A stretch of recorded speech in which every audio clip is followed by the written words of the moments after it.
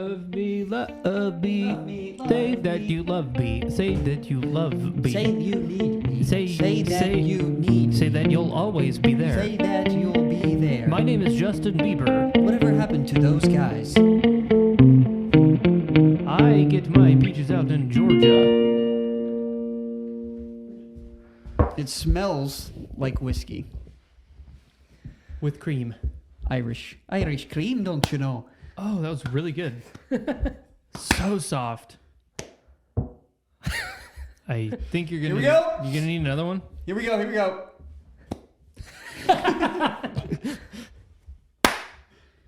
That's a good one there. He flinched like it was gonna hurt. Hello. Cheers. Cheers. Cheers. Welcome to this podcast is not for you. 3, 2. Oh, wait. Are we talking about it before we try it? Oh, I guess It's yeah. just We are burning trying a hole in my hand. We are right trying I know. I want it. a new drink by Monday, zero Time alcohol myself over. whiskey and spirits. Jake, what do we have in this drink here that you concocted for us? Well, no one on earth would ever tell me what was in an Irish cream. They just kept saying different stuff that I didn't understand. So it's like Bailey's. Yeah, it's like Bailey's. This was like Right. 10 minutes ago. We wouldn't tell them. So I made a shaken vanilla sweet foam, and we made a little bit of iced coffee from Joplin Greenhouse with our cold brew blend that I roasted myself. And then we put an ounce or a shot, which is about 2 ounces of Monday zero alcohol whiskey. And we haven't tried it yet. So Time to blast off. here we go. Could be terrible.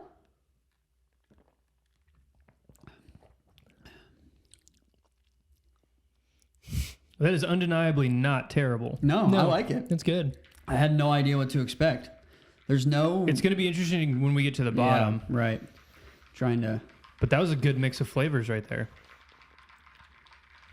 It'll make me Oh, cheers it's- you. I'll freaking do it. I love how frothy Just it is holding at it the out top. there for everybody.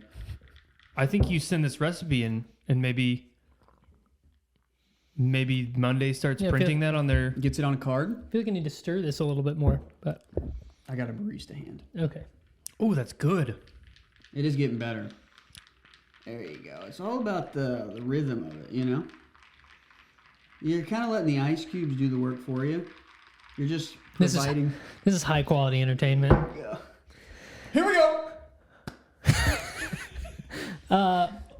As I said before, welcome to this podcast is not for you. My name is Wes. My name is Jake. He's never, ever ready. And my name, of course, is Memoirs of a Grace Period. Nice to have you. All right.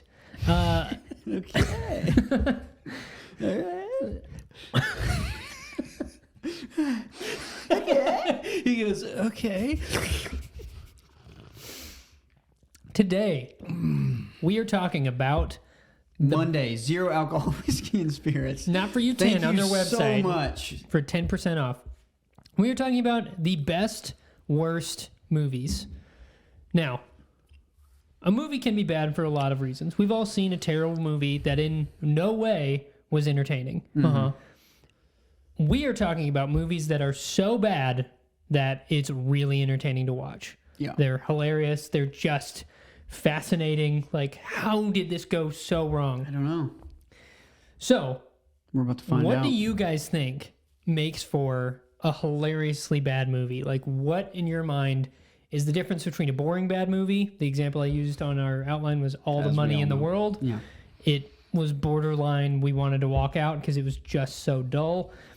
And a bad movie that is still entertaining in some way. Mm-hmm. What do you guys think is contributes to that? I would first just say, I think this is a vastly underrated way to consume movies. I think it's really fun. If you've got a group of people or that have this side of them that they can open themselves up to, like really enjoying a bad movie, that's a lot of fun. Yeah. To me, the only thing that you need is they need to be trying to make a really good movie. Yeah. I think the genuine like attempt Yeah.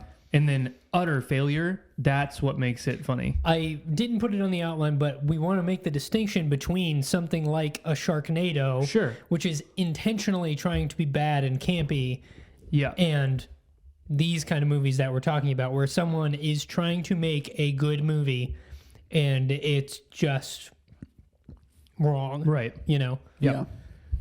Jake, do you have any thoughts on what contributes to a... Yeah, I think that's a great way of saying it, is it has to take itself seriously.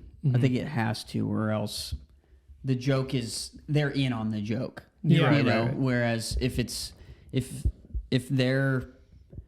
Because then the movie's not bad anymore. Right. You're like, oh, they kind of did their job. Right. But yeah, so I think that's the biggest thing that I would say is it only, because the worst is the middle ground where it's boring and it's not funny and it's not good. And it's like competently made, Yeah. but it's just like not good. Yeah. You know what I mean? And so the worst is the middle ground. And so, but at some point it teeters over the edge and you're like, what am I watching? And I think that only happens if they're trying really hard. Yeah. And I think that goes for everybody. You know, Yeah. I don't think your actors can be phoning it in. I don't Right. think, you know, the script has to be just like, I don't know. It's so strange, but Yeah. it has to really be going out there and giving its best effort, I think. I think along those lines, for me, one thing that is a factor in some of the famous, terrible, good movies is a delusional filmmaker. Someone that Yeah. is a personality that thinks they are the next Spielberg Right. or the next Kubrick, and they have no idea how to make a movie. Yeah. We'll talk about some specific examples here in a second, but the one that comes to mind first for me is Neil Breen, who, if you don't know who Neil Breen is, look him up. He's an absolute lunatic. He has made 5 feature-length independent films as he It's is insane. very, That sentence as he is is insane. very, very forceful in saying constantly in his retrospective. But I find out about him through Red Letter Media. They've talked about his movies, but he thinks he is making these profound, Sure. like esoteric comments on humanity, and they're just absolute nonsense. Right. They make zero sense whatsoever. Yeah. So I think a factor in it is a delusional filmmaker. Yeah. And all of the examples I have of some of the most famous bad movies have that. So for me, I think that's a part of it. I think I agree with both of you guys in that it needs to be a genuine effort. Yeah. And I think some of that comes from somebody behind the camera that is completely incompetent, but they don't know it. Right. Yeah. Yeah. They think they're cool and making something awesome. Good for them. Yeah. Thank you Yeah, to them yeah. for being delusional. Yeah. And then all of a sudden, they're proven right because their movie is It's huge amazing. and people love watching Yeah. it. And that's when it becomes questionable as to know. do they know why? So like I like also delusional. Is that written by a Jake wrote that in there. 1-year-old? Yeah. On my trackpad. I love it. So good. Also, just the word delusional. Definitely. Just no explanation. Just Also the word written like that. Yeah. That's perfect. delusional.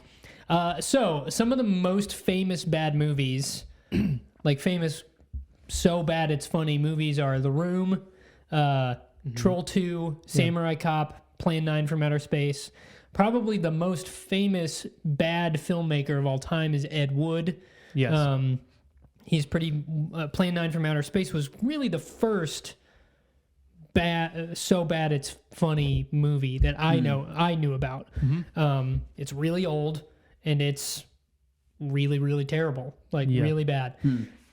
I don't think it's as funny as other terrible bad movies, but he's kind of set the stage for that. And there's a movie about Ed Wood starring Johnny Depp, directed by Tim Burton, which I have not seen yet, but I want to. I would say David Lynch, honestly. Good's there for me. Like he's so strange that I don't think anymore it's like has any merit of saying anything at a certain point, and it just becomes that to me. Yeah, see, I've always felt like David Lynch is intentionally obtuse. I wouldn't put him in these categories because I don't think his movies are bad in the sense that in the same way. I just think they get so ridiculous that they get funny to me. That's true. I would say I think he is intentionally doing that some. He's pushing for the absurd on purpose.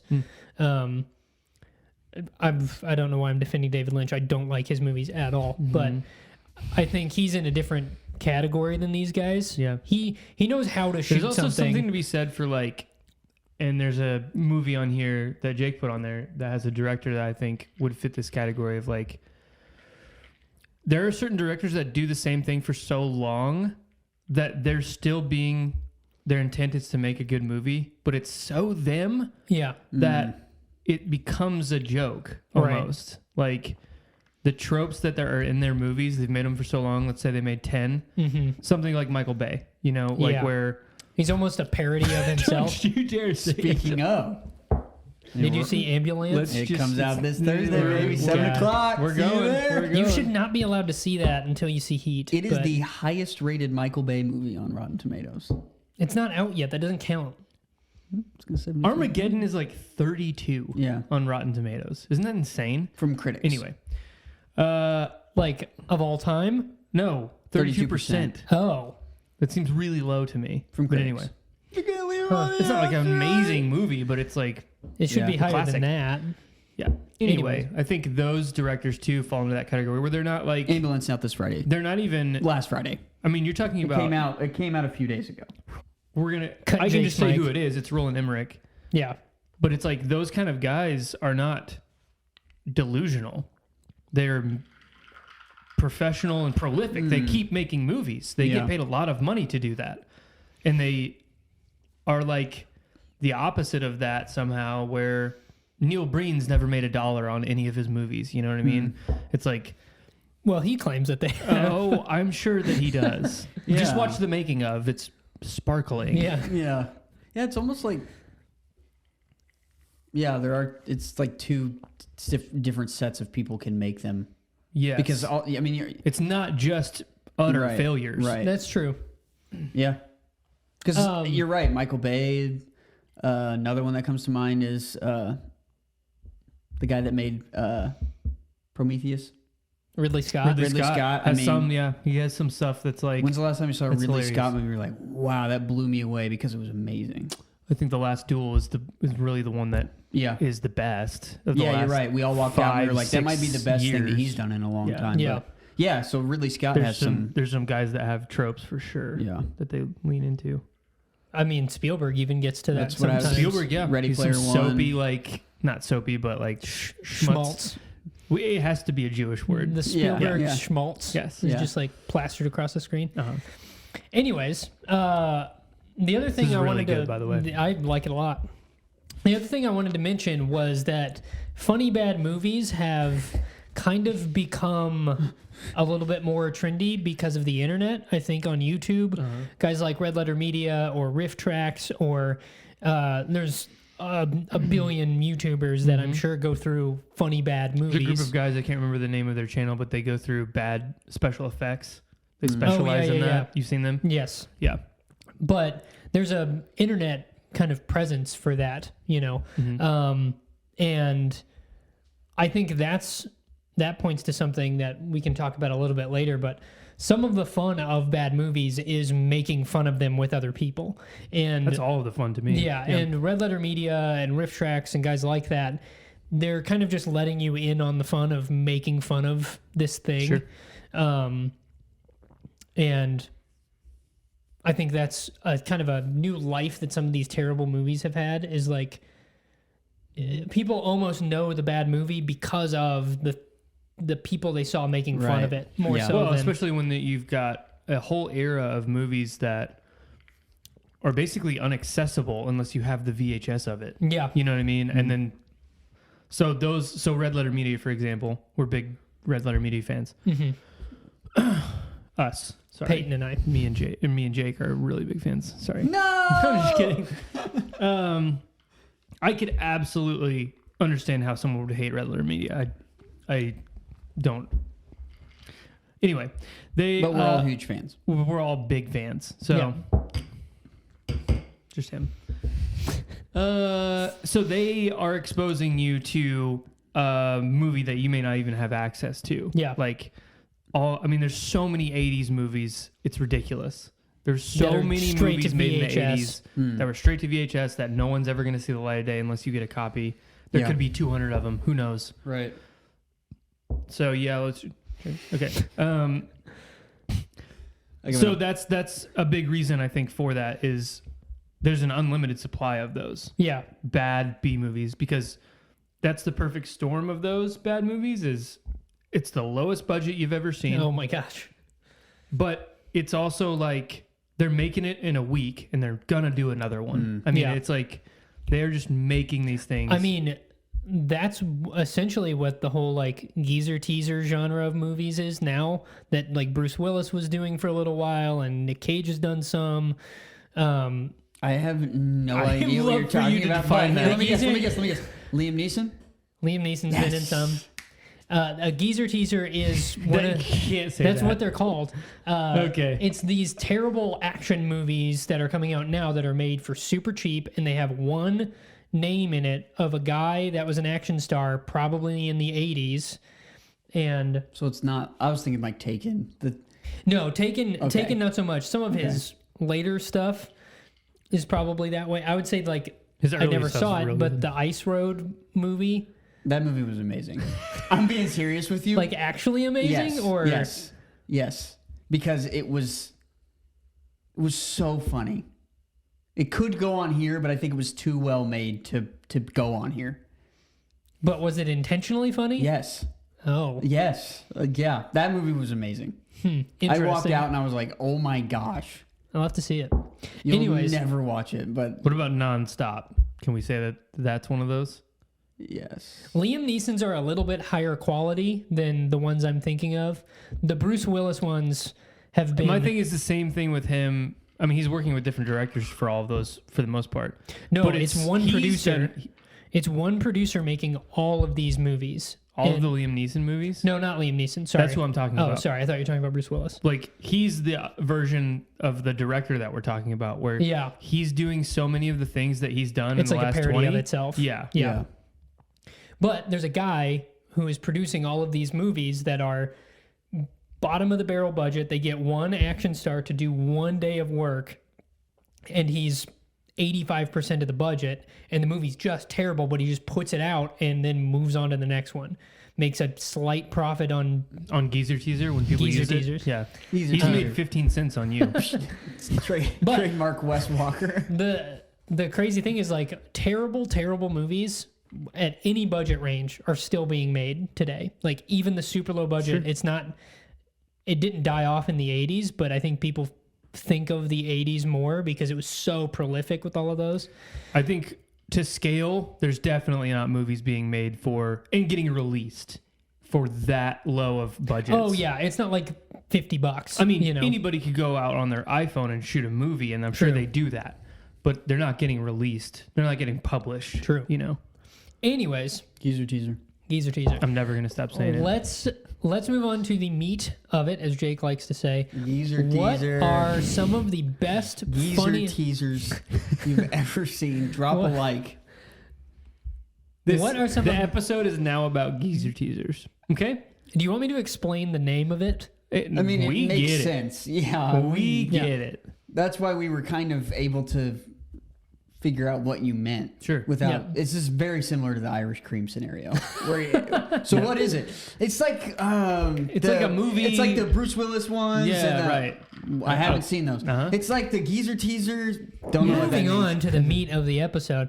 What are some of the best Geezer teasers. funny bad movies you've ever seen, and why are they so funny to you?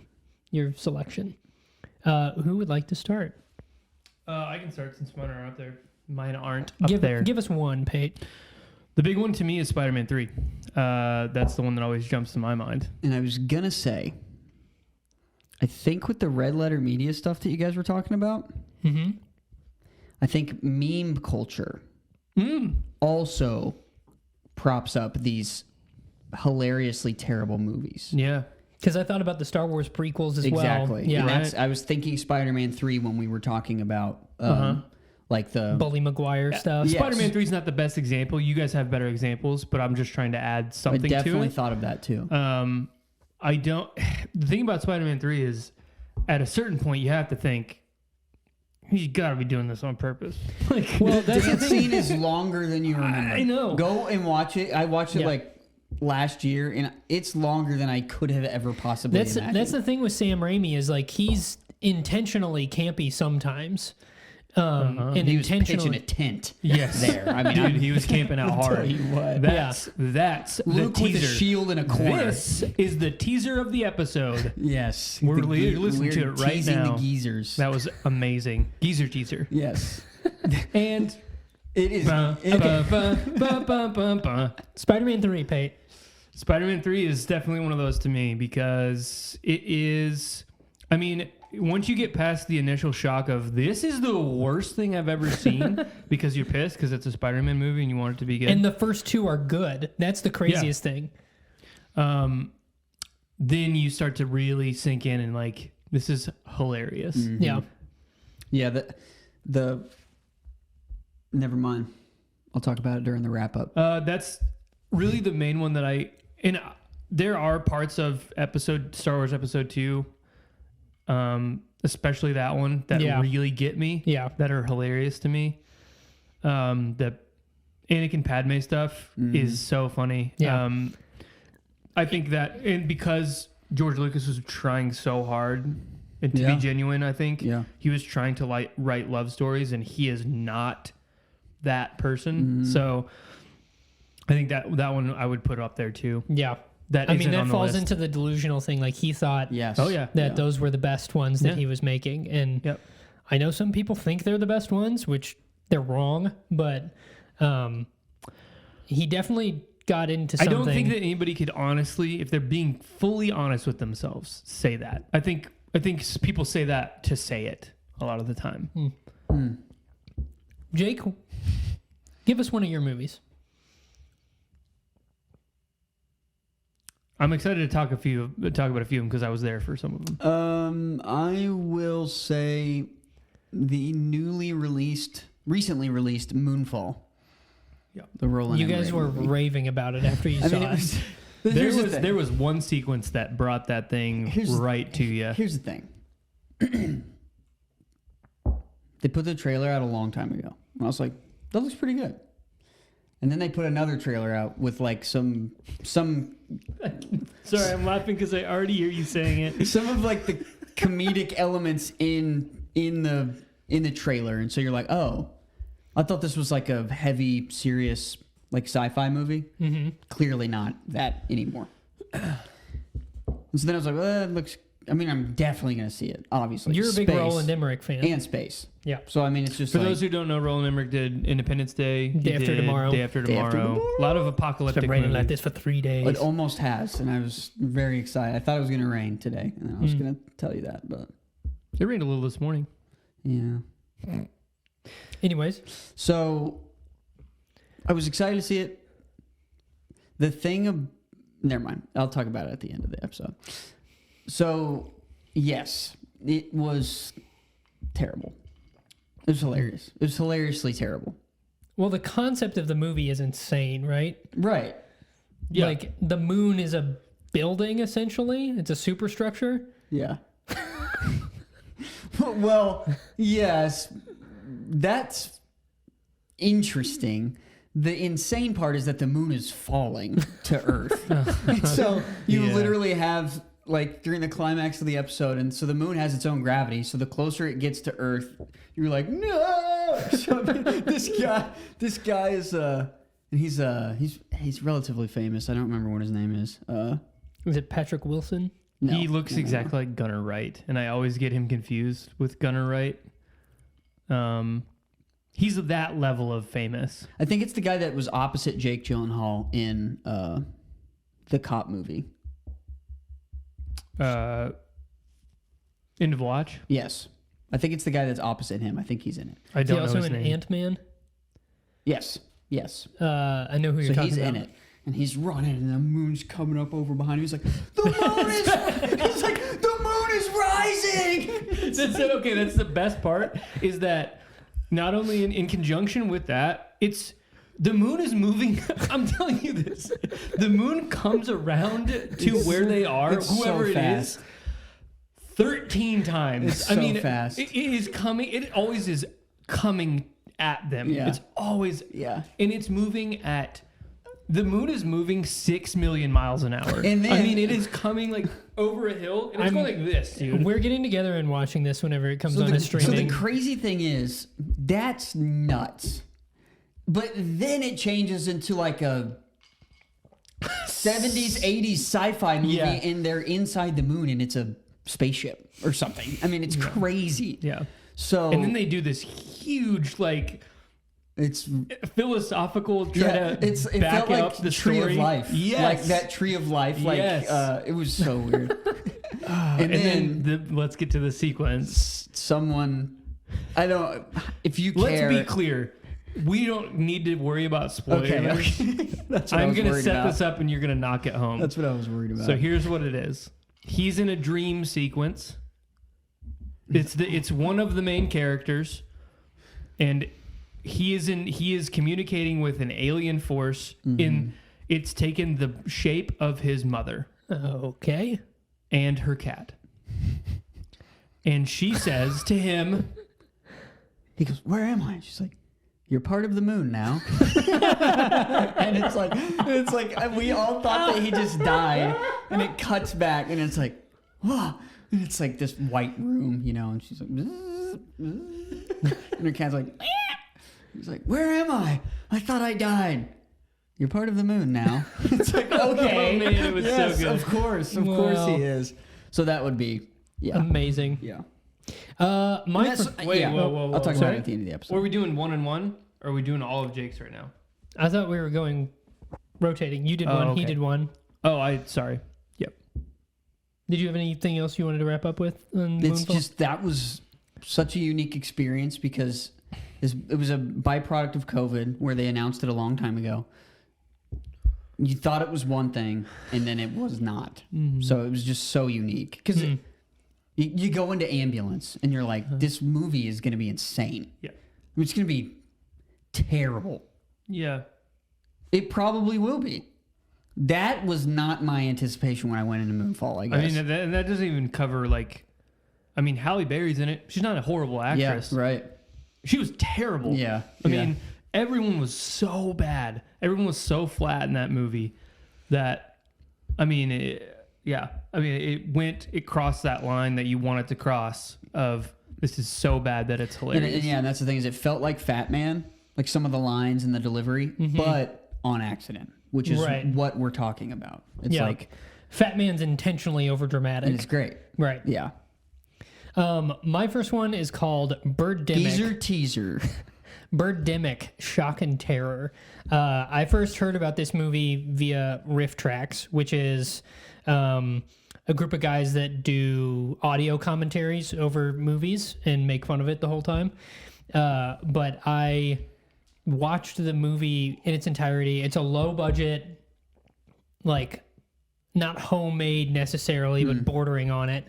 And it has maybe the worst actor I've ever seen in my entire life in it. He is the lead of the movie, and he's so stiff. You see him boy. register. He needs to start saying his line. And you see the edits, it'll cut to somebody, and then you could basically hear the person go, action, and then they go, cool. They didn't edit it tight enough, and all the performances are I thought terrible. that this was supposed to be a bad movie. No. It's called Birdemic, though, right? Oh, yeah. It's basically The Birds, Okay. But- Hitchcock. but terrible. And it's This ham- spawned the whole Sharknado. This spawned No. No. This Oh. is How old is this? mid to early 2000s, Oh, probably. Huh. I would look it up, but my phone is recording. Action. Cool. It's That's what you think. it's insane. Let me see. Yeah, it's recording. Sure about that? You really want me to check right now? Yeah. Okay. Yep, 29 minutes. The fourth. today. Okay. The birds in it are like plugins. They don't move on the screen anywhere. They're just all in one spot. Like there's this shot of them hiding under a car, and there's just like 4 birds plugged in. Not even a scary amount. No, and they're just like just in one spot, and the actors are just like flailing. That's amazing. It's hilarious. I'll have to show you guys some clips of it afterwards, but it is one of those ones that is the low budget example of just somebody that's like, I want to make a movie. They don't have any actors. They don't have any money. Yeah. And they just go for it. And you can tell it's like somebody's mom is probably acting in the movie. Sure. And it's just really, I mean, it's one of those movies where she's probably somebody's mom. Yeah. I mean, yeah. I mean, chance. yeah. Someone's kid is acting in it for sure.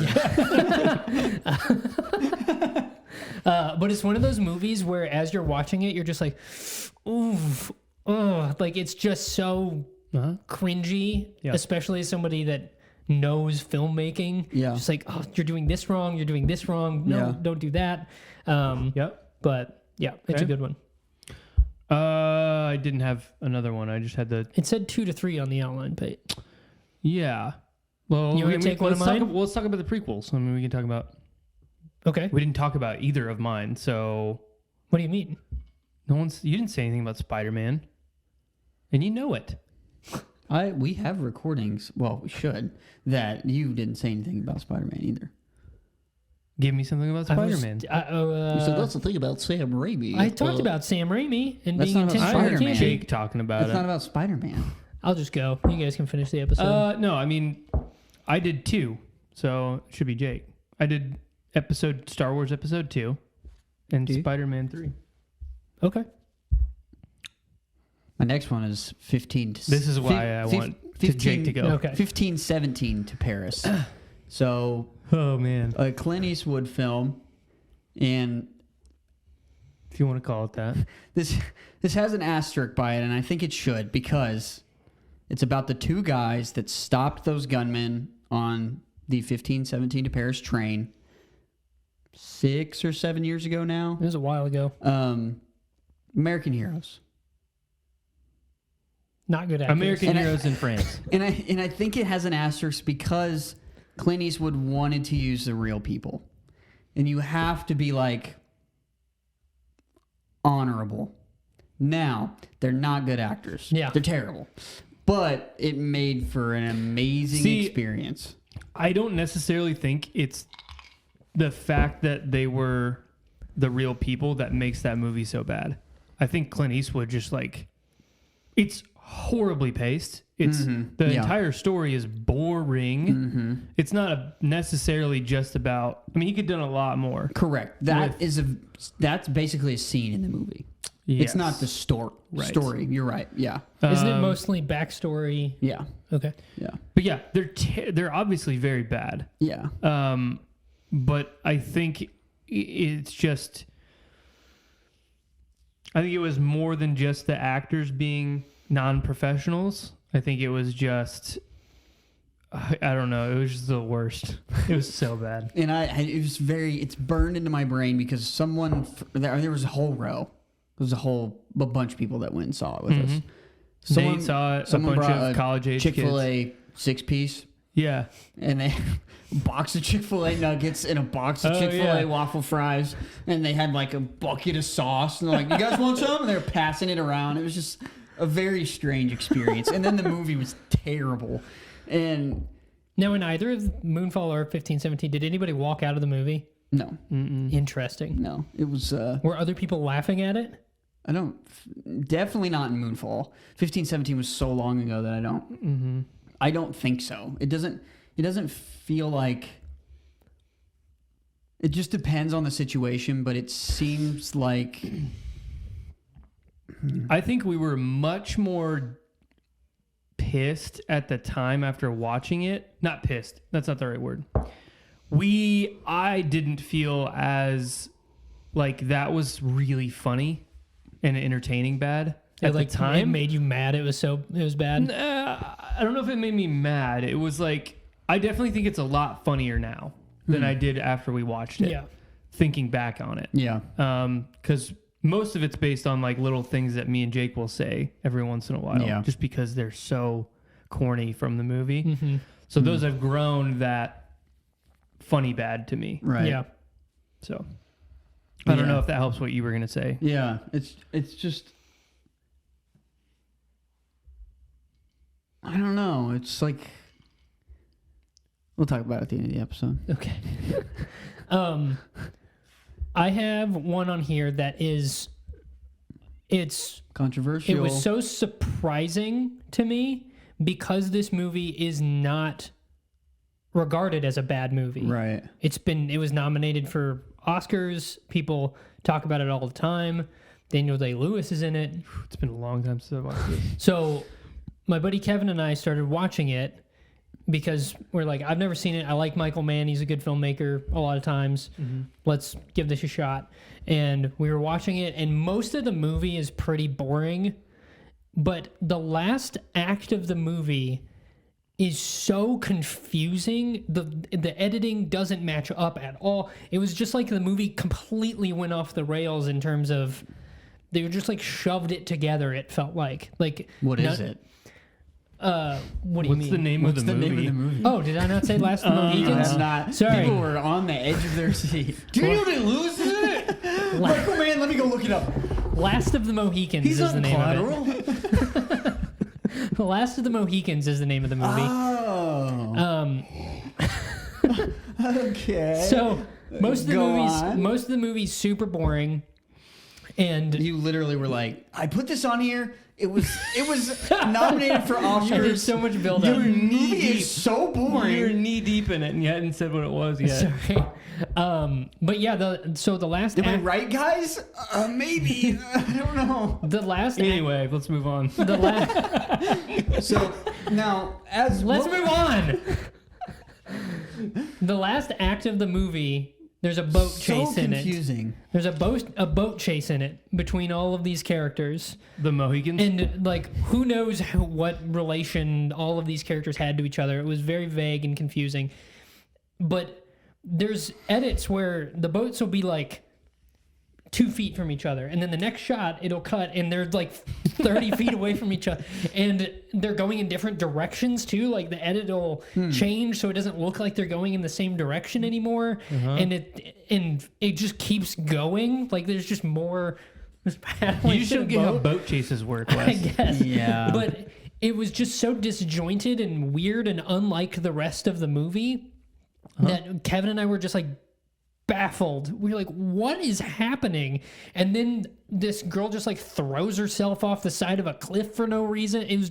It just became so confusing and weird and disorienting that we were just like laughing hysterically from a movie that was otherwise just so boring. And we were so perplexed as to why was this nominated for Oscars. I don't understand. Like, it's so incompetently edited. Like, it was so crazy. Anyways. And then the last one I just wanted to mention was The Room is one of the most famous bad movies. Yeah, it can't be not mentioned. It can't be Nice. not mentioned. Very good. But The Room is probably the most famous bad movie, Yeah. other than Troll 2. Troll 2, not as much anymore. But The Room got some notoriety because of the movie The Disaster Artist. But it is a It had a large following before very that. funny bad movie. Like, it's very quotable. The accent is part of it with Tommy Wiseau. You get the delusional filmmaker again in Tommy Wiseau. But yeah. What's the story, Mark? Anyway, how's your sex life? But we probably couldn't have a discussion of famous bad movies that are funny without mentioning I would say The Room. if you don't know what a funny bad movie is, if you've never you never dipped your toe into like, I want to watch a horrible movie and laugh with my friends, The Room is the one that you want to watch. It's pretty amazing. So to wrap up, this is the thing that Jake has been teasing the entire episode. Does the experience of a funny bad movie make it better? Who you see it with, making fun of it together, and do you guys have any specific memories about an experience like this? I mean, it was really hard not to discuss it already when we were talking about the specific ones. But yeah, I think it makes the entire experience. I would just turn a lot of this stuff off if I would leave the theater if I would have left 15 to 17 very early. I would have left Moonfall very early on my own. So yeah, I think it's essential to have fun while watching a bad movie. Otherwise, you're sitting there just wasting your time. I think. Alex and I, when we were younger, he forced me to go to Twilight New Moon. Oh, wow. It was a bit he was doing where I remember this. He was pretending he was excited about New Moon. I remember this. I remember. He was trying so hard to convince me that I was like, "You're not excited for New Moon, man. I know you. You're not." And I was hanging out at his house, and he's like, "You know where we're going?" And I was like, "What?" It's like, "We're going to New Moon." Dude, we're going to New Moon. And I was like, "No, we're not. Isn't that the Avatar planet? What? Newmon. I have no idea what you It guys could are be. saying. I'm kidding. Newmon 2 is It's coming whatever out soon. it's called. I can't remember. But so he just says like, "I'm going if you," and I think he'd like given me a ride over to hang out. Yeah. I didn't have an option. Like I was either going to sit at his apartment by myself because he was leaving the apartment. So we go to Best Buy. He loans me a jacket because I remember kind of seeing cold. this picture as well. And he had taped to the back of the jacket, which I did not know, Team Edward. On just like a piece of paper, he just wrote Team Edward and taped it to the back of the jacket. And we went to Best Buy first. Sure. So I was walking around Best Buy with this thing on the back of my jacket. We're sitting in the parking lot of the movie theater, and he's like, "I'm going in, and you can sit and wait in the car or come into the movie with me." So he basically like forced me in to go, and we go inside and we sit down. This is pre-Regal Unlimited movie pass, yeah. so you had to pay to see it. He bought me the ticket. Oh, okay. Thank goodness. And we sit down, and he goes, "Wes, I have to tell you something. I hate New Moon. I don't want to see this at all, but we're going to see it. And also, I taped Team Edward to the back of your jacket." So we sit through the movie. That's too bad that he told you that. You think it would have been better if I'd watched the entire movie with it? Yeah. And then you walk out. Yeah. And people be like, "Look at this guy." But Did you not watch that movie? We watched the movie, and we were just making fun of it the entire time. It was it's obviously a terrible movie, and there's some pretty funny bad moments in it that are just like, good Lord. Batman prequel. Because of Robert Pattinson? Wow, that took me so long to figure out. Yes. Anyways, but that was the one experience that I remember of like a funny the one bad about movie. vampires, right? I think so. Jake, did you have anything you wanted to say about the experience part? Yeah, I would say that there's a couple things that the thing that is important to remember is if you want to go see a bad movie, you think it's going to be bad, like Ambulance, right? When we see it on Thursday night, that you pronounce it differently, even though it's just called Ambulance. Like, yeah, but the LA is. I know, I completely understand why, but They're asking for I it. love that you're leaning into pronouncing it. It was supposed to be a simple heist, Wes. That's the tagline. On the poster, it was supposed to be a simple heist. Ambulance. So, if you're going to see it, and hey, huge Jake Gyllenhaal fan, so I'm gonna go see it. Rest assured, you can catch us on Thursday night. We're 7 gonna be p.m. there. So the thing is, if you're gonna go see it, and knowingly, I'm begging you, if there's a bunch of other people in the theater and you're close to them, please don't be audibly making fun of it, because you never know. Those people might be psyched out of their mind. Because we were watching Dune, release night, like Dune, the freaking Oscar-winning Dune. Yeah. Someone was there, and they were laughing at it, and they were like mocking it. They were like, for some reason, it was just so far below them. Uh-huh. And I was thinking, this is the worst person in the entire world. And so I'm thinking, well, sure, everyone agrees that The Room's terrible.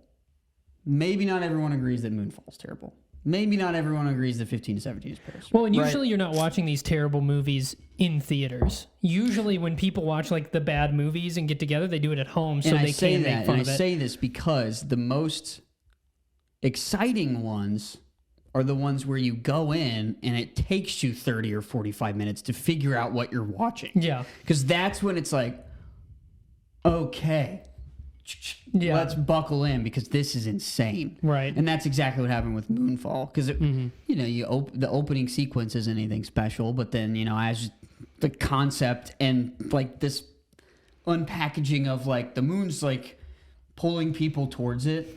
The moon's also like rising over the horizon. The moon's also a spaceship. You're like, what? So it's like they're so memorable because either they catch you off guard or everyone that you're seeing it with is like, dude, this is gonna be insanely terrible. Yeah. So those are the two things that I'm like, they're so memorable when they happen because it's either like, I had no idea that was gonna be a dumpster fire. Yeah. Or, dude, that was so fun. So yeah. Yeah. Yeah, it's good to not make fun of the movie in the theater unless you can be very, very discreet about it. So I just don't know. I don't know. I think I would disagree with that. Interesting. I think that if someone was laughing at Dune next to me, I wouldn't think twice about it. I don't care what that person thinks of this movie. And I agree with you, but it's distracting. It ruined my experience of it. But I think that's it's like, I think that's it was the because Gom you Jabbar let it scene. ruin it. It was the Gom Jabbar scene, and it's Okay. like you put his hand in, the voice effects and stuff. Yeah, I could see He's that. cracking Yeah. up, and I'm like, will you just like shut up? But it's like, Yeah, I could see that. so I agree with you. I don't care because I think it's amazing. But yeah, that's the thing. Whereas because I'm like. Yeah, I mean, it's like someone talking in the movie. Like, it's distracting more so than it being like, oh, they don't like it. Right, and it's clearly good. Yeah. That's not what the did we point. see with Zach, where Zach paid like $60 for us to go see Jerry Maguire? It was me, Peyton, Zach. It was it in the theater. Sure. And we were hamming it up. Yeah, There's no one else in there. It was Yeah. amazing. One of my favorite theater experiences of all time. So fun. Yeah. But yeah, because it was like, I mean, that movie has some moments where you're like, That's such an interesting idea because, if you went to see a comedy, it's like obviously laughter's encouraged even. But then you see let's say it's, I don't know, that's so tough because I just wouldn't want to temper somebody's like genuine reaction to a movie. I get You know what I mean? saying. Like I wouldn't want to say, you can't laugh at this. Don't react to it. Yeah. Because then you go to a funny bad movie, and I've audibly laughed at those where they're going for serious. Yeah. It's just like, where's that line of acceptability of? But I totally can see where it would ruin that scene for you if they're laughing. Especially most of it is because the problem is if it's so unbelievable that you can't fathom what's happening, you can't really control whether you react or not. Because that's the point is it's like, there's no way. Like you caught so off guard by how you're part of the moon now. I mean, of course we laughed. Like, that was insane. Right. So it's really, but I also think it really does depend on the movie. Probably. Like, laughing in Dune, you go, this isn't supposed to be funny, and nobody else in the room is laughing at it except for you. Yeah. Know the room. Yeah. Anyways. Go see The Room. Go see The Room. Yeah. Anyways, funny bad movies. So funny bad movies, Geezer Teasers, and Geezer Drink Teasers. Monday. Yep. Thank you for listening. This has been This Podcast Is Not For You. Let us know your favorite funny bad movies or experiences with funny bad movies. How about it? My name is Wes. My name is Jake. Memoirs of a Grace Period. He remembered. Of course he did. It's his name. Good job. I'm just saying. Thank you. Like, yeah. No problem. My parents were gypsies.